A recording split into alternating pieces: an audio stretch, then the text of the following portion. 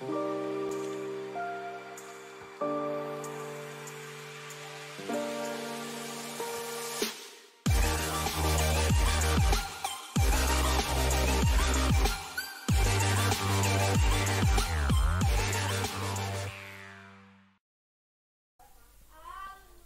warahmatullahi wabarakatuh. Terima kasih kepada rekan-rekan yang sudah menonton video-video saya, khususnya yang sudah mensubscribe dan men-share video-video saya. Kali ini saya akan membahas mengenai aplikasi GIS untuk waktu tempuh, melanjutkan video saya yang sebelumnya yang membahas mengenai pembuatan data ya, datasetnya. Jadi kali ini saya membahas bagaimana pemanfaatan dan pengaplikasiannya, khususnya untuk mode jangkauan area atau pelayanan atau service area. Jadi sebelumnya saya akan membahas mengenai apa sih analisis jaringan berbasis waktu tempuh itu. Jadi analisis jaringan berbasis waktu tempuh itu adalah penentuan rute tercepat, jadi bukan rute terdekat ya. Penentuan rute tercepat dari satu lokasi ke lokasi lain dalam satu sistem jaringan. Biasanya penerapannya terhadap jaringan jalan atau bidang transportasi. Nah, jadi ada dua konsep, ada rute tercepat dan rute terdekat. Sebagai ilustrasi, misalkan saya mau berpergian dari lokasi A ke lokasi B. Jadi kalau saya menempuh jalan yang warna merah, ini adalah bisa jadi jalan dengan rute terdekat yang menghubungkan dari lokasi A ke lokasi B dari segi jarak. Tetapi ini belum tentu rute tercepat. Karena bisa jadi rute tercepat adalah jalan lain yang contohnya direpresentasikan dalam warna hijau ini. Kenapa bisa seperti itu? Karena bisa jadi di jalan yang warna merah ini memiliki kondisi misalkan terdapat pasar, banyak percabangan, banyak jalan sempit. Itulah sebabnya kenapa jalan merah ini harus dilalui dengan kecepatan yang rendah, sehingga waktu tempuhnya menjadi lebih lama bila dibandingkan dengan jalan hijau, yang mana jalan hijau ini adalah jalan tol bebas hambatan yang mana memiliki kecepatan waktu tempuh ya bisa di atas 80 km per jam. Sehingga dalam konteks ini jalur hijau adalah rute tercepat dibandingkan dengan terhadap jalur merah. Jadi dalam konsep network analisis berbasis waktu tempuh ini, jaringan jalan sudah didefinisikan hambatan-hambatannya, sehingga sudah ditentukan sedemikian rupa setiap segmen ini memiliki waktu tempuhnya dalam satuan menit seperti itu. Nah, jadi bagaimana syarat-syarat untuk membuat data tersebut? Pertama adalah setiap segmen ya tadi ya, setiap segmen jalan ya pasti harus memiliki waktu tempuhnya. Artinya sudah diperhitungkan kecepatan, hambatan dan lain sebagainya sehingga kita bisa definisikan berapa waktu tempuh ya yang bisa melalui dari satu titik segmen tersebut ya, dari titik awal ke titik akhirnya. Kemudian biar terdapat perjalanan jalan maka harus tersplit, karena ini memungkinkan nanti routing itu bisa berbelok ya. Karena kalau tidak tersplit maka dia tidak bisa berbelok ke percabangan tersebut kecuali flyover. Kemudian segmen memiliki arah dan aturan arah. Ini dalam proses digitasi ya, setiap segmen itu harus memiliki arahnya. Kan ada jalan yang memiliki arah khusus ya, satu arah, atau ada satu jalan yang memiliki memang sudah memiliki fungsi dua arah berlawanan, atau ada jalur yang dipisahkan oleh median jalan sehingga harus kita digitasi dalam bentuk dua segmen. Kemudian putar baliknya harus disediakan tentunya. Jadi ini adalah rule dalam pembuatan data-datanya. Nah, ini adalah contoh perbandingan antara data time travel yang saya buat dengan Google Maps. Yang sebelah kiri ini adalah hasilnya base route dari satu titik ke lokasi titik ke titik lain ya, dengan lokasi yang sama tentunya dengan Google Maps. Ternyata hasilnya pun selisihnya tidak jauh beda, 7 menit. Oke, jadi analisis service area ini nanti yang akan kita coba. Jadi apa itu analisis service area? Jadi analisis service area adalah zonasi dari area yang terjangkau dari suatu fasilitas dalam jarak atau waktu tempuh tertentu.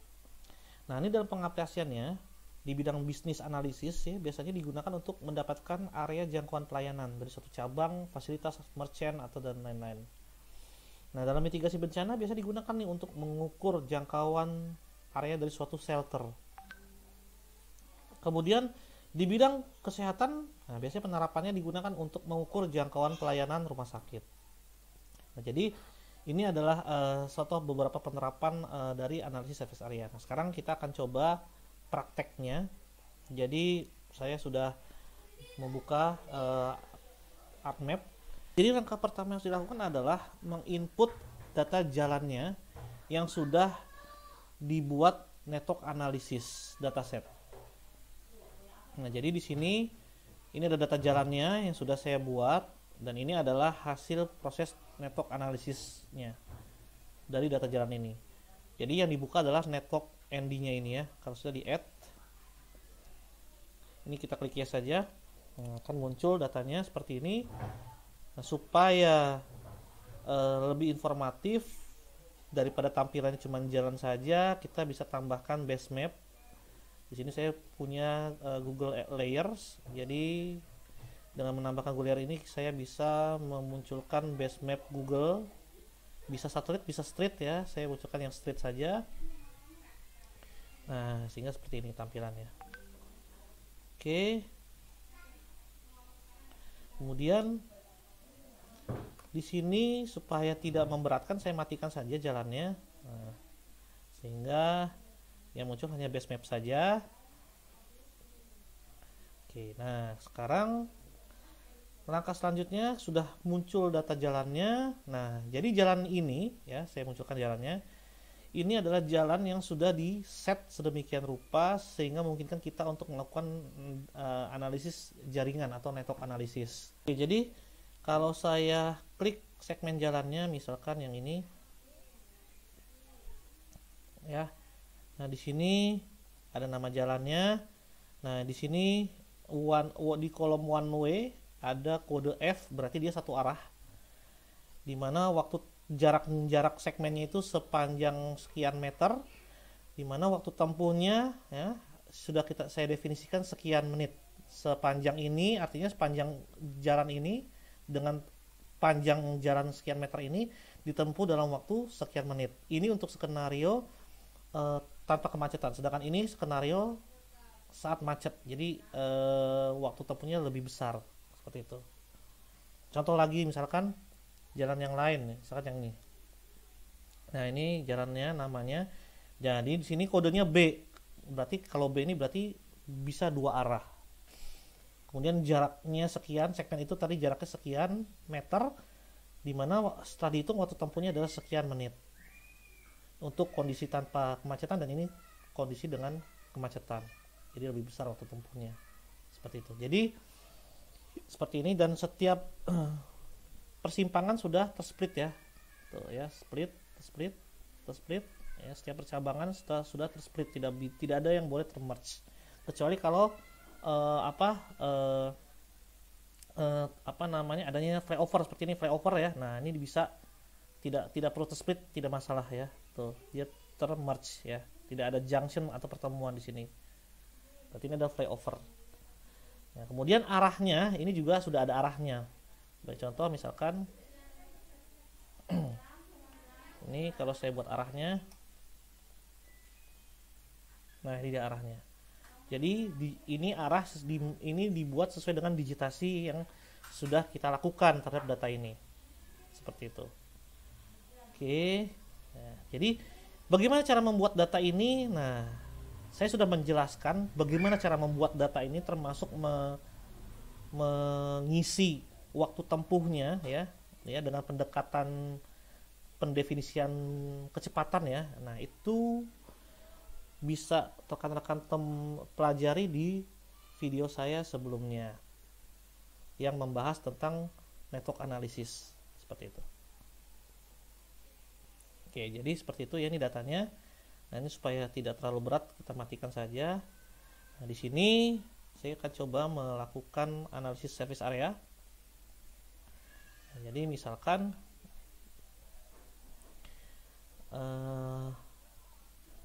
langkah awal adalah memunculkan toolbar network analisisnya seperti ini.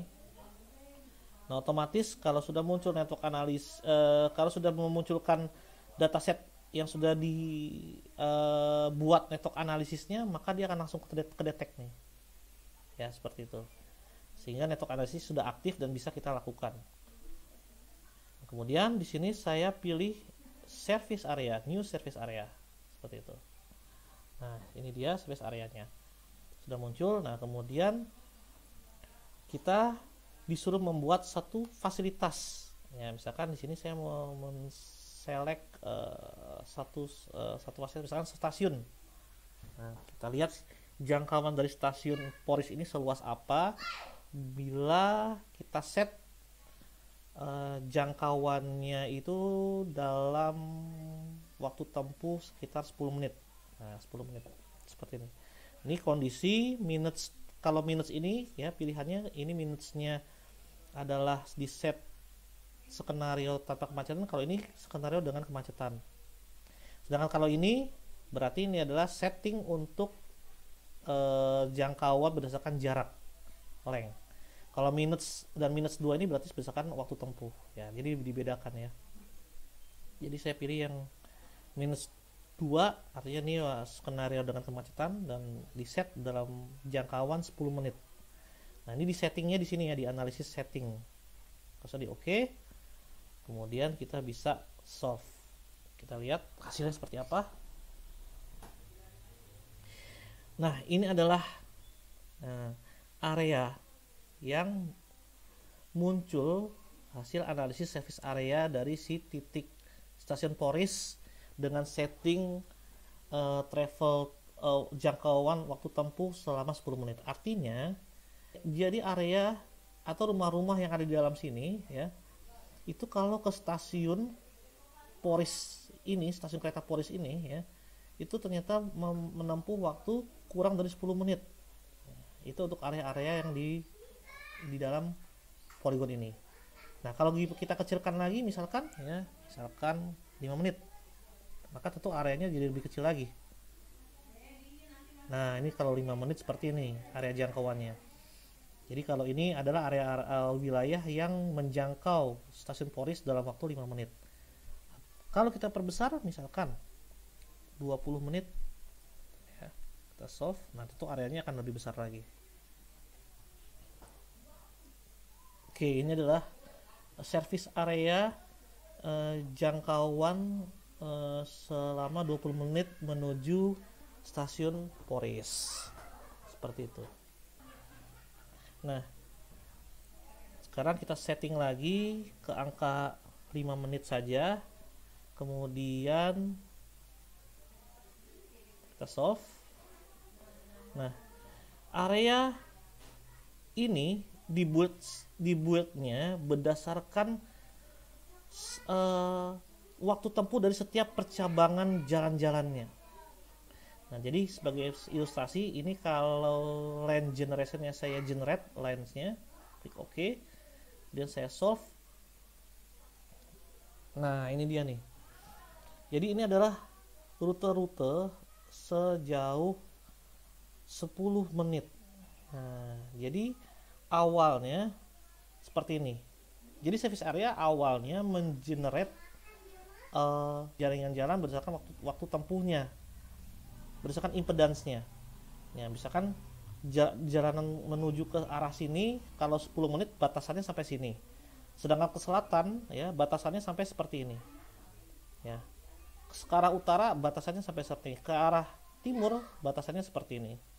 Nah, dari sinilah si software nanti akan membentuk poligonnya. Dia akan akan menghubungkan antar setiap segmen, ujung-ujung segmen ini. Nah, inilah sehingga membentuk suatu poligon.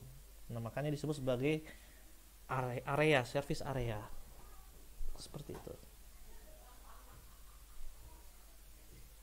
Nah, misalkan kalau kita mempunyai data set lain, oke. Nah, misalkan kita punya satu data set lain, misalkan stasiun kereta api. Nah, jadi di sini tidak hanya stasiun Poris saja. Jadi saya punya banyak stasiun kereta api di sini, ya. Saya punya layer stasiun kereta api. Nah, kemudian di sini saya ingin menggunakan sebaran titik ini sebagai fasilitasnya. Jadi kalau tadi kita menggambar posisi fasilitasnya di mana, kalau ini sudah ada datanya. gimana cara memasukkannya sebagai fasilitas? Nah, caranya kita klik ini, network analysis window, ya. Kemudian, nah ini bekas yang tadi ya, titik yang tadi ini bisa kita delete saja. Kita select ini, kita delete. Nah, kemudian kita klik kanan di facilities ini, lalu load location. Kemudian kita pilih di sini adalah stasiun KA. Kalau sudah di OK. Nah, otomatis nanti dia akan terplot sebagai fasilitas, dia masuk sebagai fasilitas. Jadi kita tidak lagi menggambar titik-titiknya secara manual kalau sudah ada datanya. Baru di sini kita setting lagi analisis, kemudian kita pilih 5 menit saja. Kemudian kalau sudah diklik solve. Oke, ini jadi adalah area jangkauan dari semua stasiun ya, selama 5 menit. Jadi ini kalau saya matikan lensnya, nah ini dia jangkauannya. Nah, ini setiap ini area-area terjangkau oleh stasiun sejauh 5 menit ya. Ini dia areanya. Kemudian saya punya data-data stasiun-stasiun ya di sejabotabek ya. Nah, ini poligonnya. Kalau kita buka atribut tabelnya, nah di sini ada informasinya nih. Jadi setiap poligon ini dia dekat ke stasiun apa. Range dalam waktu 5 menit. Nah, kalau kita mau mengekspor data jadi satu poligon, kita bisa lakukan ekspor ya data, lalu ekspor data seperti ini. Nah, kemudian di save, langsung OK. Nah, bagaimana kalau menggunakan ArcGIS Pro? Nah, jadi prosesnya sebenarnya sama saja. Jadi di sini mulai dengan menginput datanya, di sini networknya. Ini saya add datanya seperti ini. Ya, oke, sudah muncul datanya. Nah, kemudian setelah kita menginput data jaringan-jalan yang sudah dibangun network analisisnya, network analisis datasetnya, maka masuk ke menu analisis, kemudian pilih network analisis. Nah, di sini pilih ya yang service area. Nah, tunggu sampai selesai loadingnya, muncul service areanya. Nah, kemudian nanti akan muncul juga di sini ya menu baru, yaitu menu untuk service area, karena kita sudah mengaktifkan tools service areanya. Nah, kemudian di sini kita bisa gunakan import facility.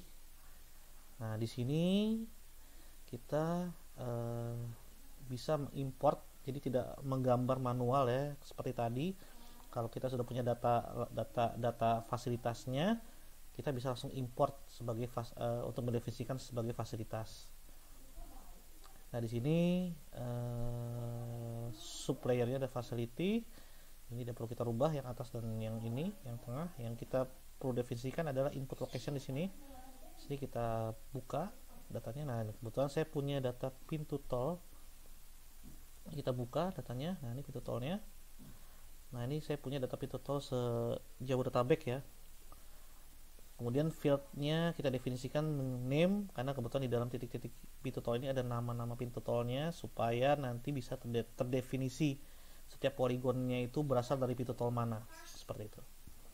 Search tolerance, ini kalau misalkan titiknya terlalu jauh dari jalannya, nah ini toleransinya segini. Tapi ini nggak mungkin karena jaringannya kan padat dan saya mengeplotnya tuh tepat di jaringan jalannya, jadi sebenarnya tidak perlu kita definisikan terlalu besar ya toleransinya. Tapi oke lah, nggak masalah, ini kita bisa abaikan saja, tidak perlu kita set.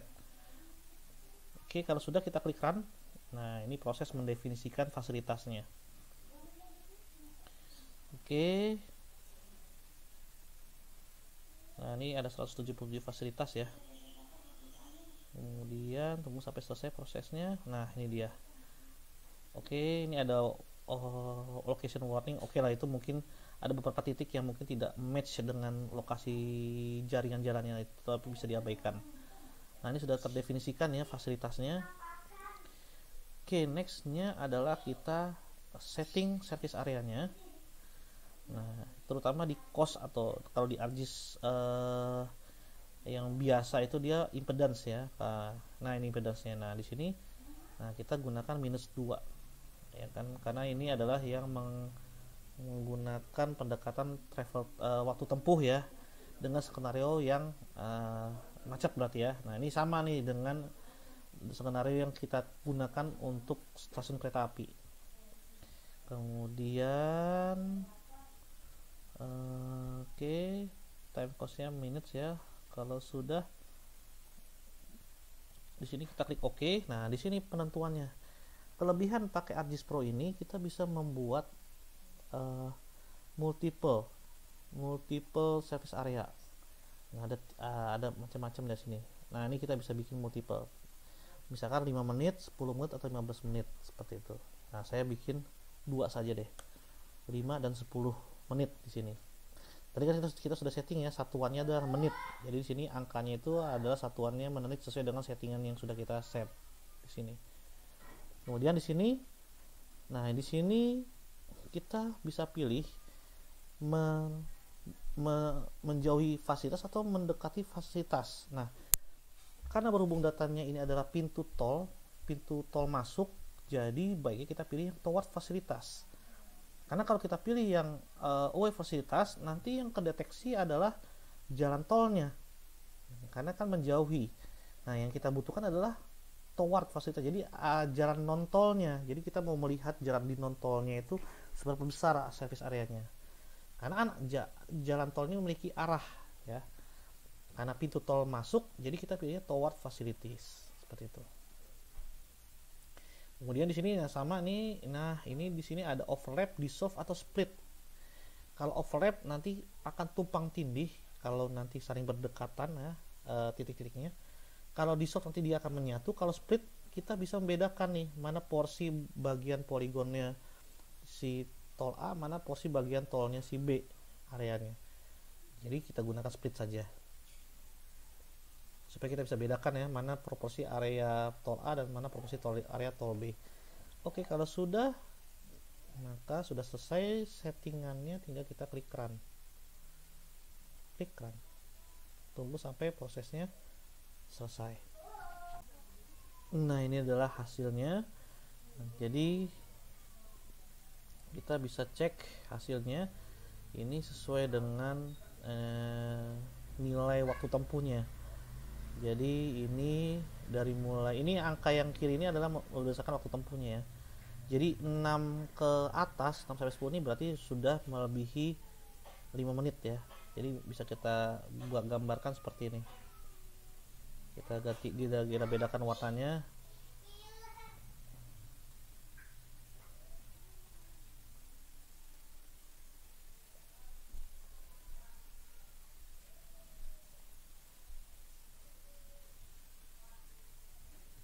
Oke. Nah, ini dia hasilnya. Kita matikan. Nah, jadi yang warna coklat ini berarti adalah waktu tempuh 5 menit, sedangkan yang warna abu-abu ini berarti waktu tempuh 5 sampai 10 menit. Jadi ini kelebihan kalau kita gunakan ArcGIS Pro, kita bisa melakukan multiple service area seperti itu. Nah, jadi kita sudah punya nih service area, jangkauan pelayanan dari pintu tol. Lalu yang sebelumnya kita punya jangkauan pelayanan dari stasiun kereta api. Nah, jadi kita sudah punya hasil analisis service area jangkauan pelayanan 5 menit dari stasiun kereta api. Jadi kita klik OK. Nah, ini dia. Kita gunakan ini saja. Nah, di sini ada jangkauan dari pintu tol dan jangkauan dari stasiun kereta api yang masing-masing di set dalam waktu tempuh 5 menit. Nah, kalau kita bicara hunian strategis, maka kedua variabel ini adalah variabel utama dalam penentuannya. Jadi hunian strategis tentu harus dekat dengan fasilitas-fasilitas yang ada seperti stasiun kereta api, kemudian pintu tol. Nah, kalau rekan-rekan punya data-data lain ya, sebaran misalkan pusat perbelanjaan, kemudian pusat-pusat sarana kesehatan, rumah sakit dan lain sebagainya bisa digunakan juga. Nah, kita bisa overlay nanti. Nah, tentu irisan dari service area ini tentu akan mengindikasikan zonasi-zonasi strategis. Artinya dia memiliki area pelayanan tidak hanya satu fasilitas, tapi bisa 2 fasilitas, 3 fasilitas atau 4 fasilitas tergantung dari overlappingnya dia dari zonasi-zonasi tersebut, seperti itu. Nah, selain itu juga penentuan lokasi strategis tidak hanya dari sisi analisis proximity ya atau analisis jarak ini, tetapi juga dari penentuan apakah daerah tersebut rawan banjir apa tidak, rawan longsor apa tidak ya, seperti itu. Jadi ini bisa digunakan untuk penentuan tingkat kesakitan suatu lokasi, hunian, properti dan lain sebagainya. Seperti itu.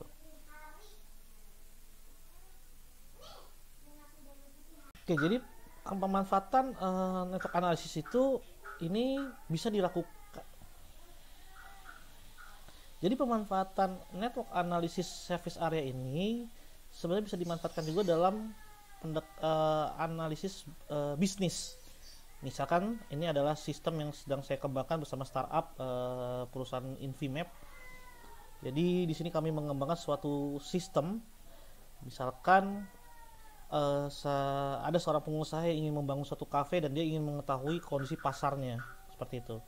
Jadi ini ada toolsnya, kita sudah bangun toolsnya seperti ini. Jadi cukup meletakkan lokasi kafe atau yang mau dibangun di mana, kemudian tentukan jangkauan waktu pasarnya, katakanlah misalkan 21 menit dianggap adalah jangkauan pasarnya.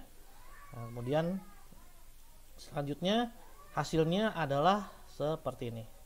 Nah, ini adalah area jangkauan pasar dari kafe tersebut sejauh 21 menit. Nah, tools tadi pun otomatis juga menghasilkan informasi POI, point of interest ya, yang ada di dalam jangkauan area tersebut. Jadi misalkan apakah ada ATM atau bank atau dan sebagainya, itu akan otomatis ketahuan di sini ya, lokasi titik-titiknya. Jadi otomatis ya. Kemudian land use-nya juga dapat diketahui di dalam area jangkauan tersebut, bahkan demografi dari penduduk. Nah, di sini kita bisa tahu di dalam area pelayanan tersebut, daerah jangkauan tersebut, demografi penduduknya seperti apa. Misalkan ini sudah disegmentasi berdasarkan umur. Jadi data itu ya diperoleh dari mana? Jadi kami mengembangkan yang namanya people in pixel. Jadi people in pixel ini adalah data demografi detail basis pixel ya. Jadi pixel 30x30 meter itu memiliki informasi jumlah penduduk di dalamnya. Nah, ini diturunkan dari informasi kepadatan bangunan. Nah, kepadatan bangunan ini diperoleh dari pengolahan Citosatelit. Nah, ini papernya sudah dipublish ya untuk kepadatan bangunannya. Kemudian kepadatan bangunan itu nanti akan menurunkan informasi people in pixel atau data penduduk detail berbasis pixel. Dan ini sudah kami hakikan. Jadi seperti ini visualisasinya ya. Jadi dia sebenarnya pixel ada 30x30 meter ya. Nah, di setiap pixel ini nanti akan ada informasi berapa jumlah penduduk di dalamnya. Nah, ini detail sekali, bahkan lebih detail daripada Podes yang basisnya kelurahan, sehingga kita bisa potong atau bisa mendapatkan data informasi demografi tanpa harus terpaku pada batas administrasi. Jadi tidak harus selalu pakai batas administrasi seperti itu. Nah, service area pun juga bisa dimanfaatkan untuk bidang kesehatan. Di bidang kesehatan, sebagaimana contoh pengaplikasian yang pernah saya lakukan adalah untuk mengukur jangkauan pelayanan rumah sakit. Nah, jadi hasil analisis yang saya lakukan dengan menggunakan data rumah sakit yang ada di Pulau Jawa, baik rumah sakit rujukan dan rumah sakit non rujukan, untuk COVID ya, bersumber dari database Kemenkes. Ternyata inilah jangkauan jangkauan rumah sakitnya. Jadi memang masih ada putih-putih ini, berarti adalah area-area yang tidak terjangkau oleh rumah sakit. Jadi di Pulau Jawa pun masih ada area-area putih nih. Artinya dia tidak terjangkau oleh rumah sakit sejauh kurang dari 60 menit. Artinya kalaupun terjangkau ya lebih dari 60 menit gitu ya. Ya ini mungkin saja terjadi ya karena memang seluruh Pulau Jawa kan belum tentu pemukiman semua. Sehingga di sini saya coba mengoverlay antara service area ini dengan pemukiman. Maka didapatkanlah bahwa 14% dari permukiman Pulau Jawa ini tidak terjangkau oleh rumah sakit sejauh 60 menit. Artinya ada 14% ya yang tidak terjangkau oleh rumah sakit sejauh 60 menit seperti itu. Nah ini contoh kalau kita detailkan seperti ini, service area yang dipotong atau diklip seper pemukiman. Yang hijau-hijau itu berarti sudah pemukiman yang terjangkau sejauh 15 menit. Yang hijau muda berarti pemukiman yang terjangkau rumah sakit terdekat sejauh 15-30 menit. Yang orange 30-60 menit, dan merah ini berarti terlalu jauh, yaitu lebih dari 60 menit untuk menjangkau rumah sakit terdekat. Nah di bidang bencana pun sebenarnya analisis network bisa diterapkan, terutama untuk mitigasi bencana. Sebagai contoh di sini penelitian yang pernah saya lakukan adalah penentuan tempat evakuasi sementara dan tempat evakuasi akhir untuk bencana gempa bumi dan tsunami.